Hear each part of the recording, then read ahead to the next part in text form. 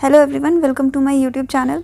हमने क्लास 11 के 3 unit complete कर लिए हैं जो कि नीट 2022 के क्वेश्चन आंसर थे, उसका हमने डिस्कशन किया हुआ है और आज हम रिमेनिंग पोर्शन भी कवर करने वाले हैं। सो ये स्टार्ट होगा हमारे प्लांट फिजियोलॉजी से।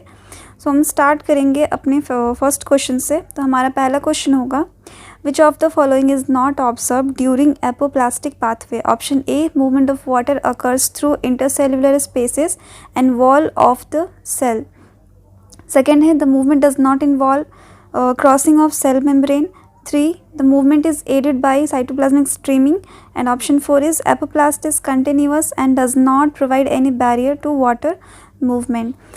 जो एपोप्लास्टिक हमारे पाथवे होते हैं वहाँ पे क्या होता है कि ये मेम्ब्रेन क्रॉस नहीं करते हैं। तो उसके अकॉर्डिंग अगर देखा जाए तो थर्ड जो है ये हमारा ऑब्जर्व नहीं किया जाता है कि उसमें साइटोप्लाज्मिक स्ट्रीमिंग जैसी कोई चीज़ होती है। तो यहाँ पे हमारा थर्ड जो है ये करेक्ट है।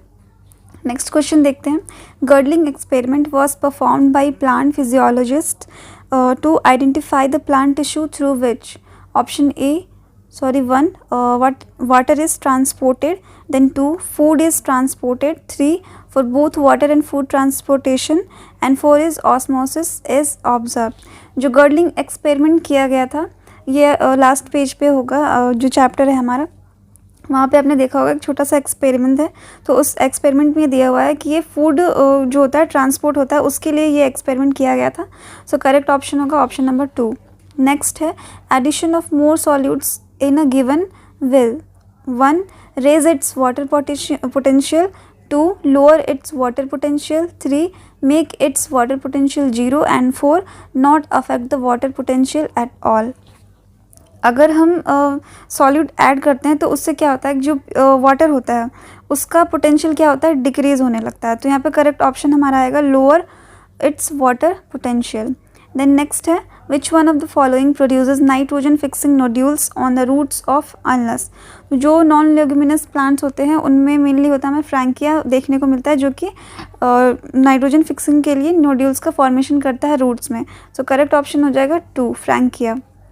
Next one is, which of the following is not true regarding the release of energy during ATP synthesis through chemoosmosis? It involves option 1 breakdown of proton gradient, option 2 breakdown of electron gradient, option 3 movement of protons across the membrane to the stroma, and 4 reduction of NADP to NADPH2 on the stroma side of the membrane।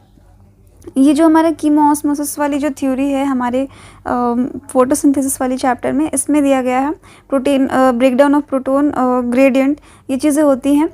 जो second option है breakdown of electron gradient, ये यहाँ पे true नहीं है। सो correct option हो जाएगा 2। Then next है, गिवन बिलो आर 2 स्टेटमेंट्स। 2 यहाँ पे स्टेटमेंट दिए गए हैं। पहला स्टेटमेंट क्या आता है, the primary CO2 acceptor in C4 plants is phosphoenol pyruvate and is found in the mesophyll cells. Then statement 2 है, mesophyll cells of C4 plants lack rubisco enzyme. In the light of the above statements, choose the correct answer from the options given below.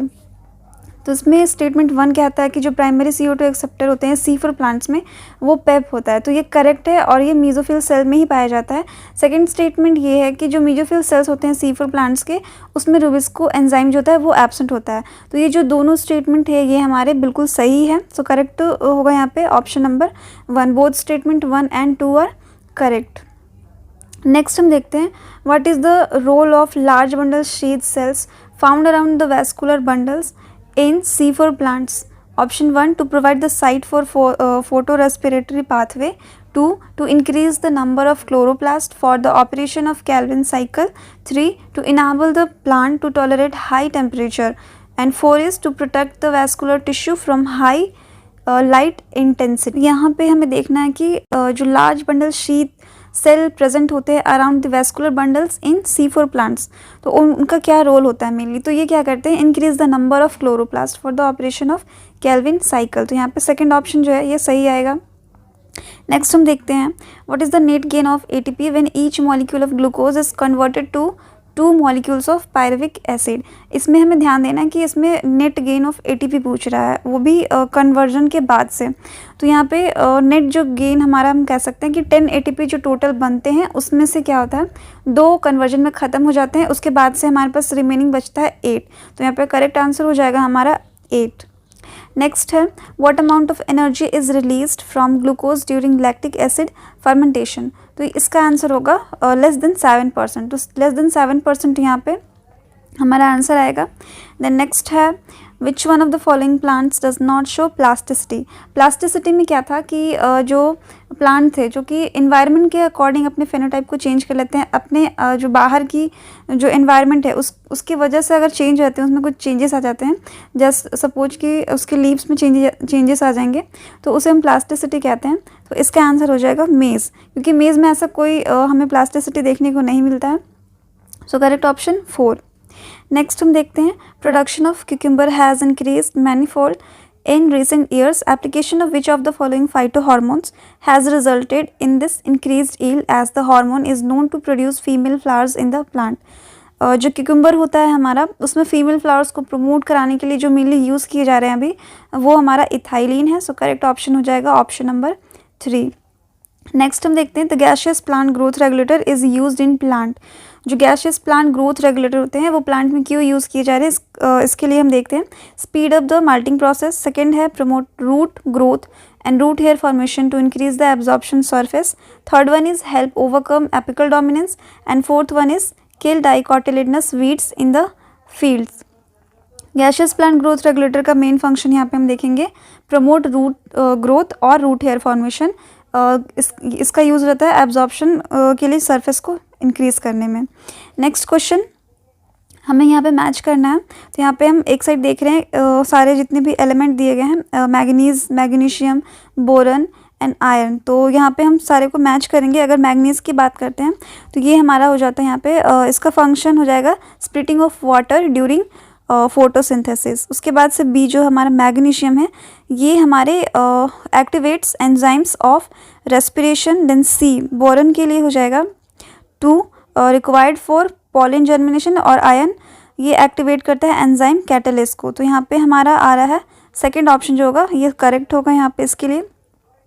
Next given below are 2 statements. यहाँ पे 2 statement है। First statement कहता है fatty acids and glycerols can not be absorbed into the blood, और second statement है specialised lymphatic capillaries called lacteals carry chylomicrons into lymphatic vessels and ultimately into the blood. तो यहाँ पे दोनों statement सही है बिकॉज हमने डाइजेशन में पढ़ा हुआ है। फैटी एसिड और ग्लिसरॉल क्या होते हैं ये ब्लड से डायरेक्ट एब्जॉर्ब नहीं होते हैं, इसका एब्जॉर्प्शन स्पेशली जो होता है हमारे लिम्फेटिक जो कैपिलरीज होती है लैक्टेल्स जिसे कहते हैं ये ले जाते हैं इन द फॉर्म ऑफ काइलोमाइक्रॉन्स। सो यहाँ पे स्टेटमेंट फर्स्ट और 2 दोनों ही हमारा सही होगा। नेक्स्ट हम देखेंगे विच of the following functions is not performed by secretions from salivary gland. यहाँ पे हम देखेंगे कि जो सलाइवरी ग्लैंड होता है उसके सिक्रीशन से तो ऐसा कौन सा फंक्शन है जो परफॉर्म नहीं करता है। पहला हम देखेंगे control bacterial population in mouth, ये बिल्कुल सही है। देन सेकेंड है डाइजेशन ऑफ कॉम्प्लेक्स कार्बोहाइड्रेट्स, ये भी सही है। Third lubrication of oral cavity, oral cavity में लुब्रिकेशन के लिए सलाइवरी ग्लैंड हमारे यूज़फुल होते हैं। और फिर से हमारा आता है लास्ट में डाइजेशन ऑफ डायसैकेराइड्स, तो ये रॉन्ग है, डायसैकेराइड के डाइजेशन में ये हेल्प नहीं करता है। सो यहाँ पे fourth one is correct. Then next हम देखते हैं which of the following is not the function of conducting part of respiratory system. यहाँ पे हमें फंक्शन बताना है रेस्पिरेटरी सिस्टम में जो कंडक्टिंग पार्ट होता है। तो कंडक्टिंग पार्ट किसे कहते हैं, जो हमारा जैसे कि हम जो सांस लेते हैं तो वहाँ से हमारा जो एयर होता है वो पास किया जाता है, तो वो वाला पार्ट हमारा कंडक्टिंग पार्ट कहलाता है। तो उसमें हमारे जितने हो गए ट्रैकिया हो गए, लैरिंग्स, फेरिंग्स हो गए, ब्रोंकाई हो गए, तो ये हमारे कंडक्टिंग पार्ट होते हैं। तो कौन सा फंक्शन जो है ये हमारे कंडक्टिंग पार्ट नहीं करते हैं। इसके लिए हम ऑप्शन पढ़ते हैं it clears inhale air from foreign particles, inhale air is humidified, then temperature of inhaled air is brought to body temperature, and fourth one is provide surface for diffusion of O2 and CO2। तो यहाँ पे fourth जो है ये नहीं होगा because ये हमारे एल्वियोली करते हैं, कंडक्टिंग पार्ट ये काम नहीं करते हैं। नेक्स्ट है हमारा under normal physiological conditions in human being every 100 ml of oxygenated blood can deliver -ml of O2 to the tissue. तो यहाँ पे हमारे करीब 5 ml जो होते हैं O2 वो टिश्यू के लिए होते हैं। सो यहाँ पे हमारा 2 जो होगा वो सही होगा। नेक्स्ट हम देखेंगे given below are 2 statement. 2 statement है। फर्स्ट कहता है the coagulum is formed of network of thread called thrombin. ये गलत है क्योंकि ये सिर्फ थ्रोम्बिन नहीं, ये फिब्रिन या फाइब्रिन जिसे कहते हैं वो होगा।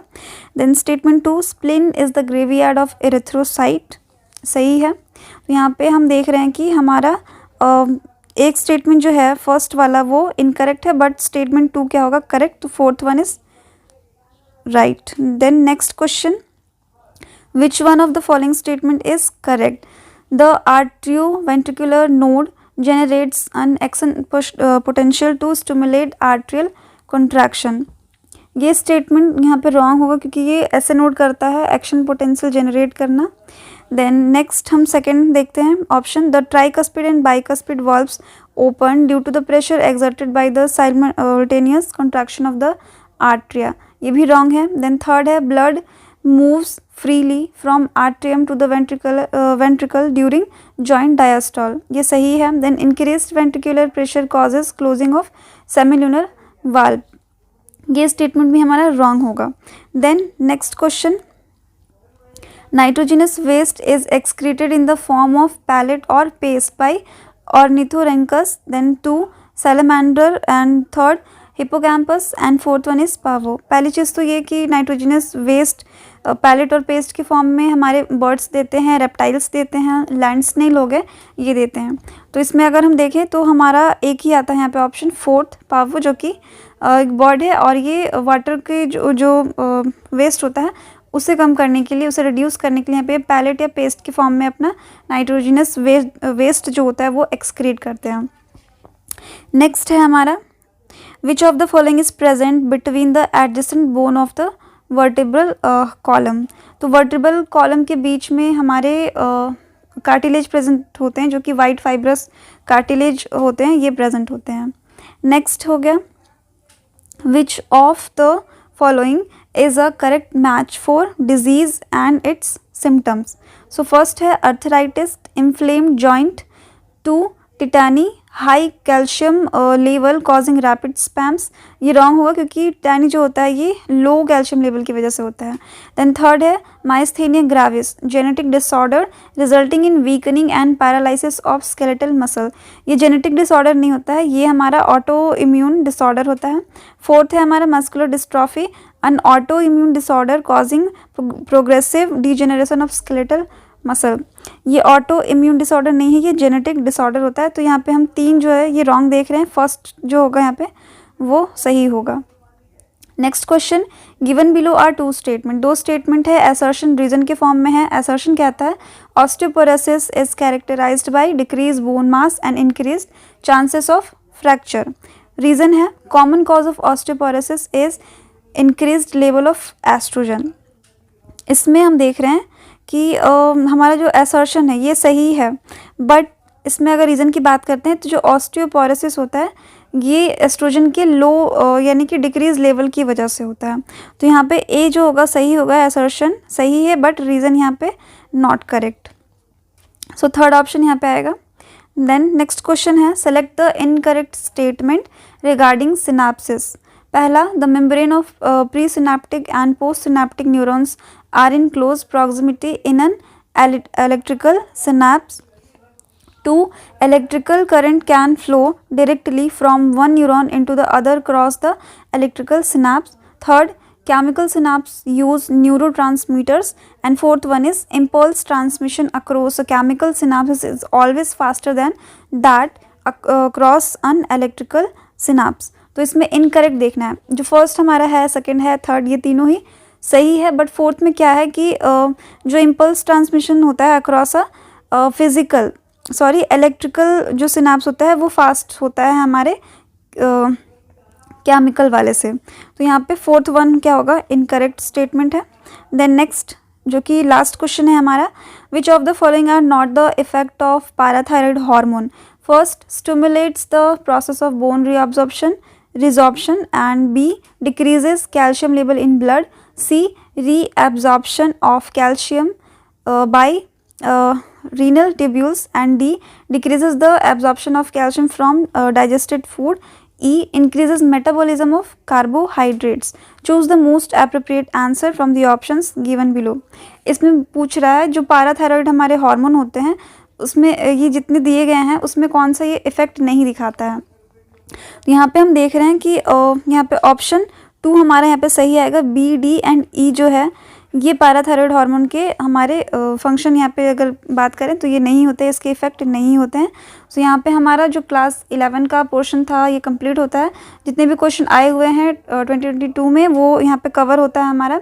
अब हम नेक्स्ट जो वीडियो होगा उसमें हम क्लास 12 के क्वेश्चंस लेके चलेंगे और वो भी मैं 2 पार्ट्स में ही डिवाइड करूँगी ताकि जो टाइम है वो थोड़ा कम लगे। सो आई होप कि ये जो वीडियो है आपके लिए हेल्पफुल रहा हो। So thanks for watching this video. Thank you.